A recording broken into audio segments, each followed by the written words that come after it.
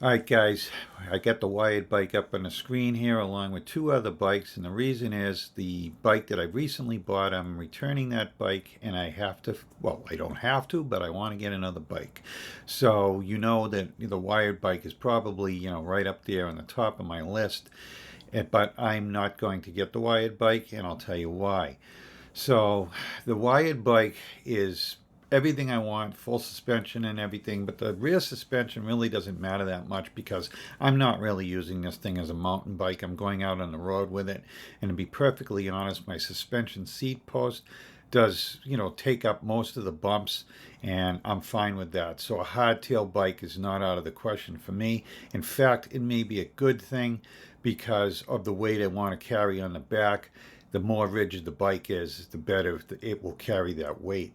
So the second thing about this bike, so this bike is, like I said, everything I want. It's a very appealing looking bike. I would get it in this color here, and this one here, I really like this one. I bought tan tires for the other one. Well, they're black, but they have a tan white wall on them. Look awesome on this bike, I think. The biggest problem I have with this bike is the battery being 60 volt. So my battery packs, I have battery packs for the 48 volt. I have battery packs for the 52 volt.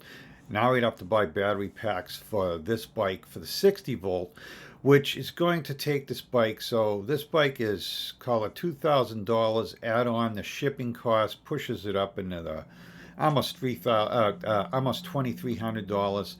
So we'll run up to $2,300 for this bike. And now I got to buy a battery. So the battery, I was looking at them, bare minimum on the battery to get a 20 amp hour battery is going to run me around $500. So you have to add that to the price. That actually takes this bike and pushes it into the highest price bike I'd be looking at for a finished product. So I've decided not to get this bike. The other bike that I was considering looking at was the Aerial Rider Kepler. Now, this bike is a tank of a bike. I could definitely see my battery packs on this thing without a problem at all. It's a 52 volt, so I don't have to buy the battery packs. Everything about this bike, other than, to me, it's not a super appealing bike. I would get it with the step through, even though the last time I said I would get the step over. After dealing with a step over for a week or two from the other bike, it's a pain in the neck for me to do it. So I either got to get a smaller frame bike that I can step over, swing my leg over the rear. I found it was very hard to swing my leg over the rear, so I ended up going over the top bar. I can do it. It's not the most graceful thing in the world. So this bike here, it looks pretty rigid. I have seen this with the battery out. This is kind of a channeled thing. It's not just an open piece of steel. So it's not a three-sided bar. It is four-sided. Like I said, it's channeled. So I believe with that, and this bar here makes this bike a very solid bike. And from all I've researched online, so I've been going on Facebook for the three different bikes, and I've been asking questions and everything. So I feel very confident. I do understand that people, no matter what bike it is, you have people that, oh, this is the best bike in the world because they totally believe in their bike, and that's a good thing. I like it when people get behind their product and, and stick to it. And so you got to read in between the lines to get the correct information for yourself. But I've done that. I've taken that into consideration. I've reached out to a friend of mine that is also a creator. He happens to own this bike. He happens to own a wired bike. And I asked him about it. He said this is a solid bike. He would say that this bike is slower than the wired. Obviously, it's a 52 volt. It also is not a 40 amp hour bike. But he said, it's pretty respectable. It's a little slower, definitely not as torquey. But he said, all in all, it's a really good bike. So it went to the top of my list for a while. But I also had another bike that the last time we did these three comparisons, I did not mention, but it was a bike that I had looked at before. I was really interested in. I just can't find a lot about this bike. So it makes me nervous when I can't find a lot. It's like, why are people not promoting this bike? Why are creators not getting a hold of the bike?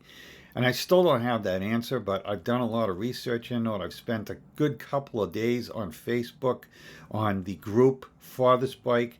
And not this bike, the other bike I'm talking about.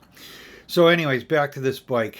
I'm ruling this bike out too. The price on it is really appealing. I don't have to buy the battery pack. There's not a lot I'd have to do to this bike. I'd change out the handlebars on it. It's still a very good bike. And anybody thinking about this bike, and this is something up your alley, and the pricing on it's the right, I would suggest definitely buying the bike. You know, it's a 1,000-watt hub motor in this thing. 52 volts, you can't go wrong. Big battery, 20 amp hour. I think it's a lot of bike for the money, and a lot of creators out there agree with me. This is a lot of bike for what you're paying for. So if this is something you could live with, I highly recommend it. But I was looking for something with maybe a little bit higher end components on it, and a company that I felt good about. So I'm going to show you what I ended up. I purchased this bike. I did not purchase it in black. I bought the red one. So this is a $2,399 bike. It's on sale for $2,249. I understand that sometimes it does go on sale for cheaper than that. They're running a promotion on this thing right now for 2 bikes. If you buy 2, you get them at a really good price.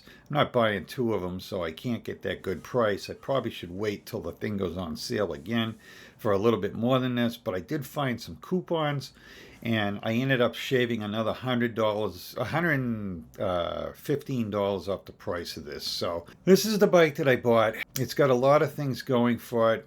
It's got the battery goes in very similar to the wired bike. This company has been around for 13 years. They started out as a battery building company. The man that started the company is I forget where he graduated from, Princeton or I don't know, MIT or something like that. But he's an engineer. He had, started this company as a battery company, branched out into the bike company, and they've been doing it for, like I said, 13 years now. There's a lot of things on this bike that really appeal to me. So again, it's a little bit on the higher end side. These are gas shocks, not coil shocks. You don't really find that even on a $2,300 bike. You don't find the gas shocks on the front, which makes them quite a bit lighter, a little bit more responsive. This tube here is very solid. It's not, again, a tube that's open on one side. It is totally formed tube. There's actually a strip down here where the wires run. So that's got a lot of angles to it also that's reinforcing it. It's all reinforced in the battery area here. So this tube is relatively strong. Well, relatively, I think it's very strong. And then you add this tube up here, which makes it even stronger. And this is not a round tube that they just welded on here. This is like a square tube that they tape it into a round tube. This is not a good angle of it, but I've seen it on an angle. It's pretty solid up here. This bike is a solid bike. It's all aluminum. This is a torque sensor bike. This is a cassette on the rear here. The gears are geared more for speed. I would probably change this cassette out to a big, I would leave the lower ones on it, but I would go with a higher gear, like I like to call it a granny gear. So if I ever had to limp this bike home, I would have a big gear on this, probably a 32, 34 gear I'd put on that. I don't know if this cassette, if I could just change that gear. That's the one thing with the cassette that you can do over a freewheel. Freewheel usually is one solid, not solid, but it's one piece that's been put together and it doesn't come apart. A lot of these cassettes, you can change individual gears on it. So if I can change just that higher gear, I'll do that. And I'll get what I want on it. So I'm looking at a minimal amount of money here. The only complaints that I get, again, Facebook. I talked to a lot of guys on Facebook. Talked to two guys that run two additional batteries on the back of this bike. They said they have no problem, no wobble or anything with this bike. Did some extensive talking with them, and I'm convinced that they're probably right. So I'm not worrying about that. The one downfall is they complain about the brakes on this. This thing has like Logan brakes or something. I'd never heard of them, but they're hydraulic. They're 180 rotors on the front and back. So I'd probably leave the rotors. So they're complaining the brakes squeak. They say put an organic pad on it and the squeak goes mostly away. I'm not going to tolerate that. So I would probably be changing the brakes out on this bike. I do like the quad piston Zoom. It would cost me about $120 for red anodized ones. So this would be red here. The handles on the top would also be red. So they'd be red anodized aluminum. Up here would look good with the red bike. So I'd probably go that route. So I would be adding another $120 to the cost of this bike. Not a big deal. The light on it's supposed to be bright, not perfect. I have another light coming for the bike that I ordered that I'm returning. So I would probably put that light on here. So it has the plug on that light that I ordered that would plug right in. It's the standard plug for a headlight. I don't know though. On the other bike I ordered, I know that the controller only limits how many amps go to that light. I don't know if this would have drawn so much that it would have set a code on the bike. So the controllers, they do that on some of the bikes. This one here I'm sure is the same way, so I don't know if that thing would set a code. If it set a code, I would wire the thing not through the controller. I would wire it into the bike. I'd have to put a separate switch on to get that thing to work. It's not a big deal for me. Probably be a big deal for a lot of people, but I'll find out when the light comes and we'll see if it works. And if it works, guys, I'll put it out there so that you guys will know what it is. It's supposed to be a way brighter light. I did have to order. It's going to take probably a month to get, but we'll see. So the bike rack on this thing holds 50 pounds. It's all I needed to do. Like I said, my battery pack's a 16.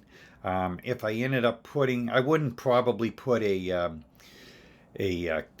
basket on this thing. I would do the same thing I do with my Magicycle, and I would put a bag on the back, put the battery in the bag. I have a 52 volt flat battery that would fit right in the bag.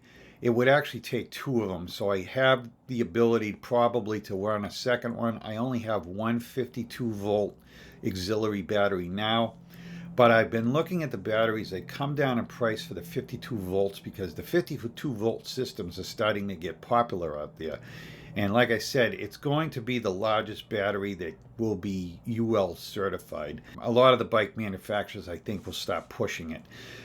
The battery has come down. I can get a 30 amp hour battery for $500. That's what I paid almost for the other one. So, and that's a quality battery. I can actually get the battery for less money, but I would buy the one with the good cells in it. So I might buy a second battery, allowing both bikes to have another battery, but this is a 20 amp hour battery in this. If I got the 30 amp hour, it'd give me 50 amp hours on this bike. And then again, I'd have that second battery. If I really want to go crazy, I would end up with 70 amp hours on it. I'm sure I could get some good mileage out of that. But again, I'd start out with the 20 amp hour, see what we get out of it, and then I'd go from there. But that's my plan, is put a bag on the back, put the battery in the bag. The controller's in here. So this bike, I did buy a upgraded controller. It's available from this company for another $250, but it brings that controller up to a 40 amp hour controller, which puts it in the same range as the wired bike. But this is a 52 volt system, so you're not going to get the same power out of it because your voltage times your amperage gives you your power. So if you do the math on it, this bike is never going to be as fast as the wired. And I don't really care. I'm not looking for that. The torque newton meters on this bike with the upgraded controller is 100 newton meters of torque, which is good. Nowhere near what the wired is. The wired is claiming 138, something like that. Torque-wise, this bike's not going to be there. All in all, again, I'm saving money because I already have the battery pack. Spent a little bit more money on this bike, but not really because the shipping's free, so it's kind of the same price as the wired bike. But again, I don't have to buy the battery pack. I'm also thinking that, maybe this bike being only 1,000 watt motor, hub motor on the back instead of the 1,500, which is in the wired, I'm going to get more battery range. Like I said, I'm not looking for overall speed. I know a lot of these guys buying a wired, that's what they care about is the speed. I'm not looking at the speed. I'm looking at the consistency of a decent speed. So I think this bike probably suits me better. I did a lot of thinking about this bike. I didn't just react on it. I probably spent a week thinking about it and researching it. And so this is what I ended up ordering. Again, I ordered it with the upgraded controller. So it puts me into the bike for about $2,500 minus $100 I saved, which puts me at about $2,400. I got the bike ordered. I don't know when it's coming. This is an 11-speed, by the way. The derailleur on this is an unknown name derailleur. No one complains about it. But even if it gave me a hard time, I'd just buy one. I mean, derailleurs are not a lot of money unless you go crazy with a SRAM or something like that, and you can spend a lot of money. But I would just go on Amazon and probably spend about $30 for a decent derailleur for the bike. It does have a trigger shifter up here. I like the idea of the trigger shifter. Actually, why don't we go down and we'll take a look at some of the things that they have on this thing. Like I said, 1,000-watt geared hub motor. It has a Canis sensor also and a torque sensor. So probably going to ride this thing in torque sensor all the time because that's what I want. So those other two bikes do not have a torque sensor. They're Canis only. That was something that bothered me also about them because I do want a torque sensor. If you guys ever rode a torque sensor bike, it just is superior to a Canis sensor unless you just want to, spin your feet and basically use your feet as a throttle, because that's what a Canis is. That's why I always try to pedal over what the speed is on my bike, so I am getting some exercise out of it, because you can literally just spin the pedals on these Canis sensor bikes and you're going to just go along. So it has the torque sensor, which I like, but you can also fall back on the Canis sensor. I mean, I don't know of any other bike out there that has a combined torque and Canis sensor. It has a thumb throttle on this bike. And again, it's a 20 amp hour battery. This battery is certified to the UL, okay? So that's another plus on this thing. A lot of people could care less about the UL approval. And it's just something, it's not required in my state. I just think that it's something that's down the road. And I know all these bikes will be grandfathered in, so there's nothing to worry about. But, it's out there now that they can go with these better products. And I feel that if you had these UL approved products on your bike, you would worry less about it. I'm not really worried about these bikes anyways. The ones that are catching on fire, there's a reason why they're catching on fire. They're just not catching on fire themselves. So, I mean, if you look in on it, I'm telling you. So this bike is totally certified. It's going to come with paperwork that says this bike can be sold in the state of New York. And that's what the key is, guys. If you're out looking for a bike, ask the question, can this be sold in the state of New York? If they say no, then this bike is not a UL certified bike. And I'm going to tell you something, because I looked into this, because I'm always telling you guys that if the bike doesn't have a sticker on it, it's not UL certified. Well, that's not the case, so I'm wrong about that. So I actually talked to UL. They referred me to a lot of videos that I watched. They're very good videos, and they said that all these bikes would come with the certified sticker. They showed the certified sticker, so on and so forth. So that's what I believed, that if it was truly certified, it would have to have the sticker. So I went to the New York government and I looked at the actual writing of the law for their bikes coming in. And it says that they have to be certified to the UL certification. Now, I looked into what that means. So that means that a company can certify the bike to UL certification, meaning that it passes everything that it needs to pass to get the UL certification. They can certify it if this company, the research company, has been certified by UL to do so. So they have to be a certified company to do it. But so now it's certified too. Um, and it's perfectly legal with the state of New York, so long as it comes with paperwork saying that who they are, that they're UL certified company to certify the bike. So that's all New York wants, is to have that paperwork accompany the bike. This bike does have the paperwork that will accompany it. So the entire bike is UL certified, which comes under another number. This for the batteries 2271. I believe it's 2228. I'm not 100% sure, is the overall bike certification. Anyways, moving on from there, I just wanted to say that this bike is certified. So that's a big plus to me. Not that it matters, but again, it's something that is a pet peeve of mine. So the screen on this bike is much smaller. At first, I was like, oh, I don't know. But I don't care so long as it's got a screen on it. This screen actually has so much stuff on it, way more than the screen that I have on my bike.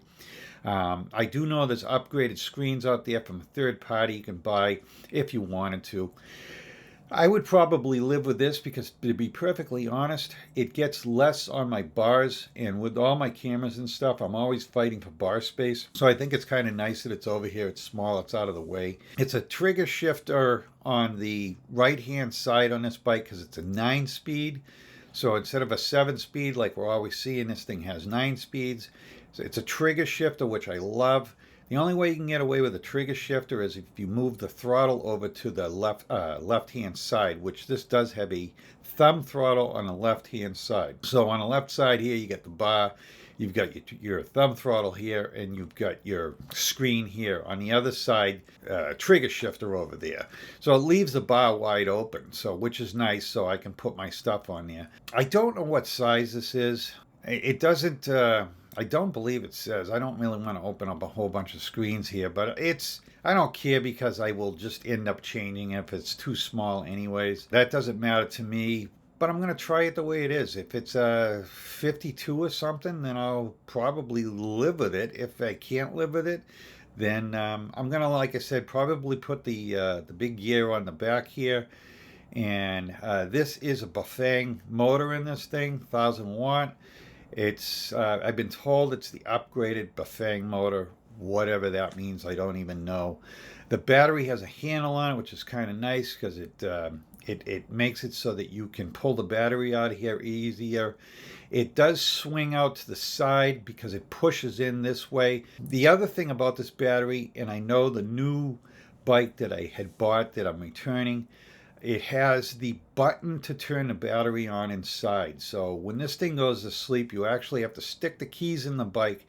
You got to pull the battery out and hit the button, which everybody's going, hey, that's a pain in the neck, which it is, because now you got to get your keys out every time you want to take the bike for a ride. But you know what?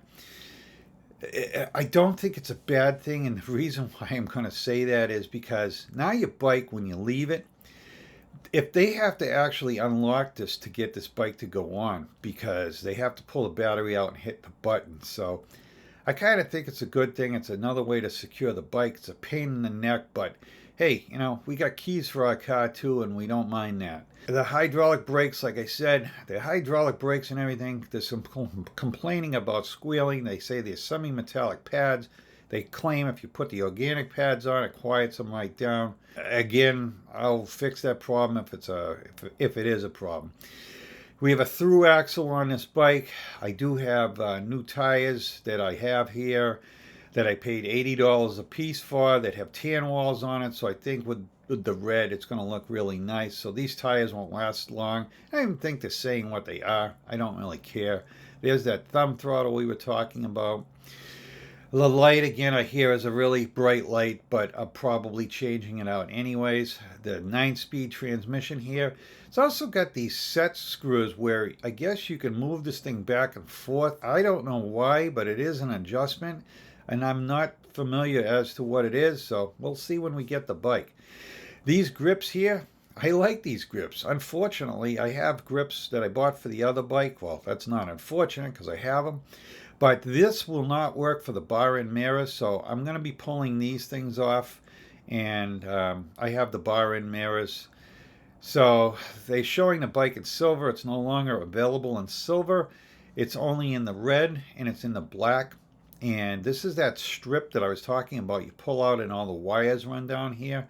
It's kind of nice because it's easy to get into it. Size. Okay, so this bike, let me go up to the top again. And this bike comes in sizes, guys. So not too many bikes do. So again, that's what you're paying for. The X. Oh, by the way, right here, UL 2849. So I was totally off. I said 2248, I think. So it's 2849 is the entire bike being covered under it. So this bike comes in medium, large, and extra large. So the medium bike, which I ordered, I'm 5'9", 10-ish. So I bought the medium bike. So I'm hoping the step over on this thing is a lot easier for me. It's supposed to be. The large bike is 5'8" to 6'3", and then the extra large is 6 foot plus. So that's a big plus for you guys out there that need a larger bike, because this bike will cover that for you. They do have the step-through model, and the step-through model you cannot put that controller on that I bought, the controller that gives it the extra power. So, and I'm just guessing here, the reason being goes back to the step-over frames not being as rigid as the step overs, and maybe they don't want people doing 30 plus miles an hour on this bike if it has a wobble or something, which I believe makes this company a company that is doing the right thing. So I don't know a lot about this company. Like I said, it's 13 years old. They're in San Diego, California. The bikes were designed by the engineer, the owner of the company. He has them manufactured in China, obviously for the cost of it, to keep the cost down on a bike. This bike is probably more money than a lot of you guys want to pay, but still in the entry level at that price is, it's not the $1,200 range that everybody wants to see. But I'm hoping that this bike, for the extra money, is going to be a superior bike to those. And it's worth the money. I don't know. I'm giving it a try. So, my dime. So I'll let you guys know how it is and let you know. Because I'm used to the budget bikes, the lower end bikes. And there's nothing wrong with those lower end bikes, guys. Because they get you out on the road. They might not do all these things that we want them to do. Honestly, they do everything I want them to do. So I'm out there. I'm not jumping these bikes or anything else. So I think for most of us that are 55 plus, all these bikes are just going to suit us fine so long as they don't fall apart. So, and I haven't had any that really fall apart yet.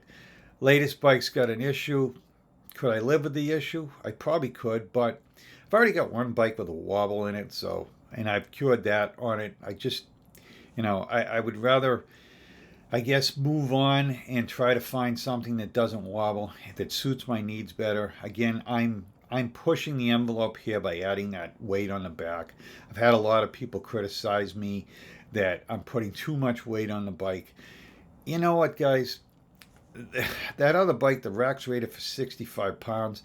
If I can't put 16 pounds on it and drive the bike safely, then why have a rack that holds 65 pounds? Just my 2 cents. All right, guys, I'm going to wrap this thing up, and I hope you got something out of this. And as soon as I get this bike in, I'm hoping that maybe I'll have it by next weekend. Probably not, though. But we'll get this thing opened up, and we'll give it a ride, and we'll see how it is. And thanks for watching, guys. If you haven't subscribed, hit that like and subscribe, and I'll see you on the next one. Thank you.